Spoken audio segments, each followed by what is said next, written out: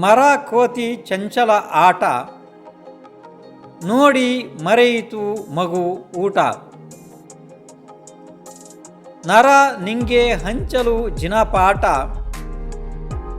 ಗುರು ದೃಷ್ಟಿಯ ಕರುಣಾ ನೋಟ. ವರ ಸಿಕ್ಕರು ನೀ ಹಿಡಿದೆ ಓಟ, ಮುಂದೆ ಇದೆ ನಿನ್ನನ್ನು ಕಟ್ಟಲು ಗೂಟ. ಮರ ಕೋತಿ ಚಂಚಲ ಆಟ ಅಂದರೆ ಹುಡುಗನ ತುಂಟಾಟ, ಯುವಕನ ಮುದ್ದಾಟ, ಮುದುಕನ ಜಂಜಾಟ. ಈ ರೀತಿ ಪ್ರತಿ ಕ್ಷಣ ವಿಚಿತ್ರವಾಗಿ ವರ್ತಿಸುವ ವಸ್ತುಗಳ ಪರ್ಯಾಯಗಳನ್ನು ನೋಡುತ್ತಾ ತನ್ನ ಸ್ವಂತದ ಕಲ್ಯಾಣಕಾರಕ ವಸ್ತುವನ್ನು ಜೀವ ಮರೆತೆಯೇ ಬಿಡ್ತು.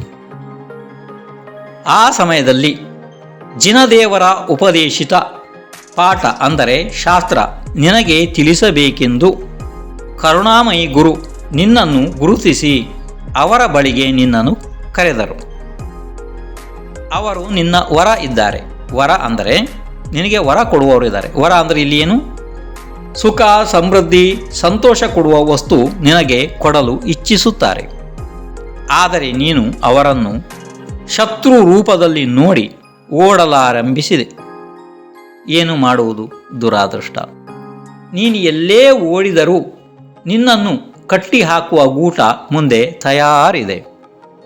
ಅಂದರೆ ಗುರು ಉಪಕಾರದಿಂದ ತ್ರಿಜಗತ್ಪೂಜ್ಯ ಸಮ್ಯಕ್ತ್ವ ಅಥವಾ ಚಿಕ್ಕ ವ್ರತ ನಿಯಮ ನೀನು ಧರಿಸಿದರೆ ನಿನ್ನನ್ನು ಗೂಟ ಕಂಬದಲ್ಲಿ ಯಾರೂ ಬಂಧಿಸಲಾರರು ಜೀವ. ಯಾಕೆಂದರೆ ಕಾರಣ ನೀನೇ ಆವಾಗ ಅಹಮಿಂದ್ರ, ಇಂದ್ರ, ಚಕ್ರವರ್ತಿ, ಮಾಂಡಲಿಕ ಆಗುವೆ. ನೀನೇ ರಾಜ. ನಿನ್ನನ್ನು ಯಾರೂ ಬಂಧಿಸರು. ಇಲ್ಲವಾದರೆ ನಿನ್ನನ್ನು ಬಂಧಿಸುವ ಗೂಟ ಮುಂದೆ ತಯಾರು ಇದೆ.